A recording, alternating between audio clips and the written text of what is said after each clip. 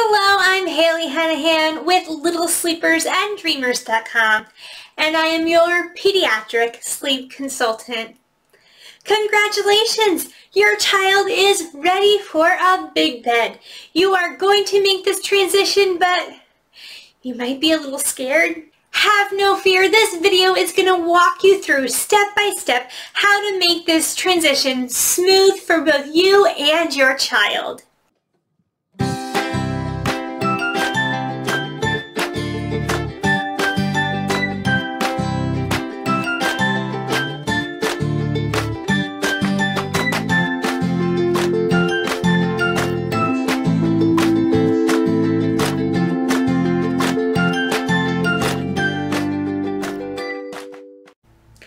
Before we get into all the steps of this transition, I just want to strongly advise that you don't make this change until your child is at least 3 years old.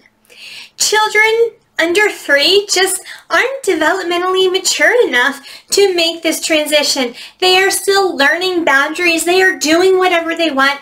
They are not going to be able to stay in bed and sleep like they would if they were a little older. Now you might be saying, well, my child's climbing out of his or her crib. I need to make this transition now. Well, before you do, check out this video here as to how you can keep your child in their crib longer and safely. You want your child in their crib so that it doesn't disrupt sleep for both you and your child. Studies have shown that children sleep much better in a crib than in a bed. So as long as you can, keep your child in their crib. Now, if your child is over 3 and you're thinking, okay, we're ready to rock and roll, I want you to make sure that you have laid down a healthy sleep foundation first. Check out this video here as to how you can have the best foundation set up for your child. You also want to make sure that you have the best sleep training techniques in place. Check out my top 5 sleep training tips. You can even grab a quick freebie of a list of those 5 so that you can glance at it and apply it to your child's room and get ready to go. Now, if you have not sleep trained your child yet and they do not have these skills, go ahead, send me an email at littlesleepersanddreamers.com. I would love to help your little one get a great night's sleep. Now, here's the moment you have been waiting for. How do we make this transition? So the first thing I want you to do is I want you to talk to your child ahead of time. Get some books out from the library. Have these conversations that, look, you're going to be moving from a crib to a big bed. You're getting older. You're getting bigger. Encourage them. Get them excited about this transition. Don't make this something brand new where you take down the crib, put up their bed right before bedtime, because that's not going to end well. Too much change all at once is not good for children. They need to be prepared. After you have been talking about it, when you do get the bed into their room, again, don't do it right before bed. Do it earlier in the day when they're not tired from a full day, when they're not ready to go into bed.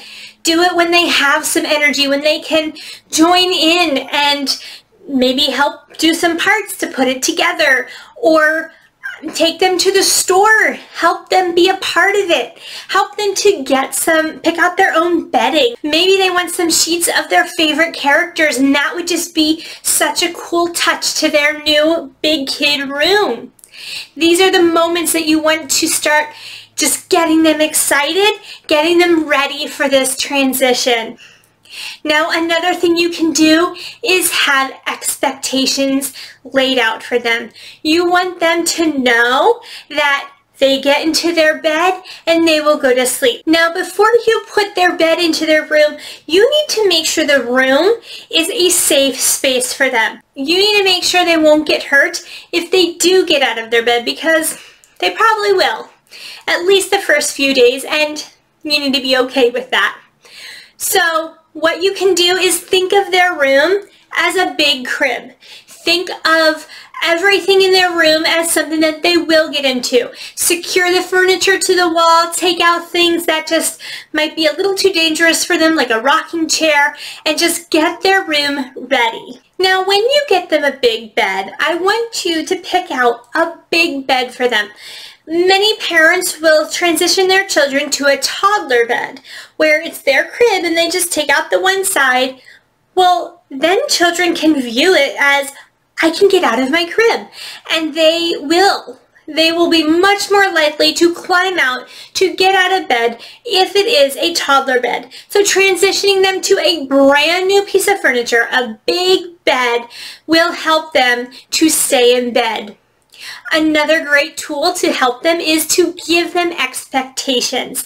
Let them know, okay, you are going to get into bed, you are going to lay down, you are going to close your eyes all night long, and you will get up in the morning. A great way to do that is with some visual flashcards where they can see the pictures, and soon as you review them, they will be able to tell you all the steps of what they are going to do each night. This will help them to stay in bed.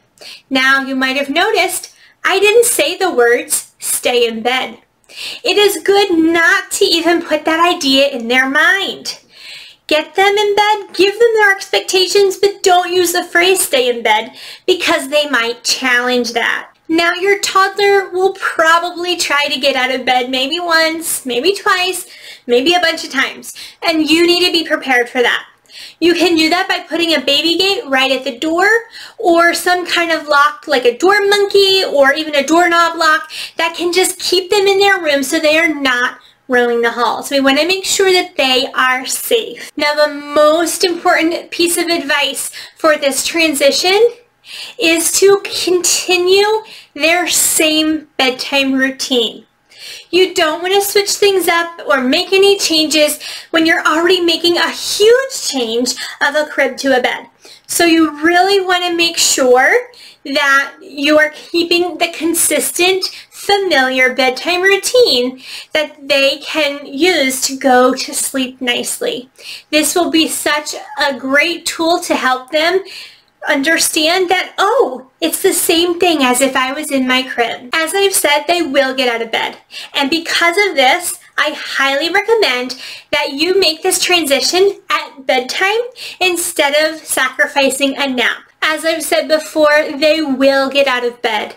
And that's okay. The first couple of days, things are brand new, their toys are right there, and they might play, and that's okay. That's why I highly recommend that you make this transition at nighttime when they have more of the exhaustion from the day built up and that it is not sacrificing their daytime nap. So make this change at bedtime so that they can have better daytime naps and it won't be as brand new for them. So go ahead, let me know. Did you make this transition? If so, let me know how it went. Was it smooth? Was it complicated? Did you have to resort back to your sleep training techniques when they got out of bed? I'd really like to know, and I'm sure others would like to know as well. Go ahead and like this video, give it a thumbs up, and also be sure you subscribe and hit the alert bell as new videos will be rolling out each week. Again, if you are looking for someone to help sleep train your child, go ahead, shoot me an email at littlesleepersanddreamers@gmail.com, and I would love to connect with you. I'll see you in the next one. Sweet dreams.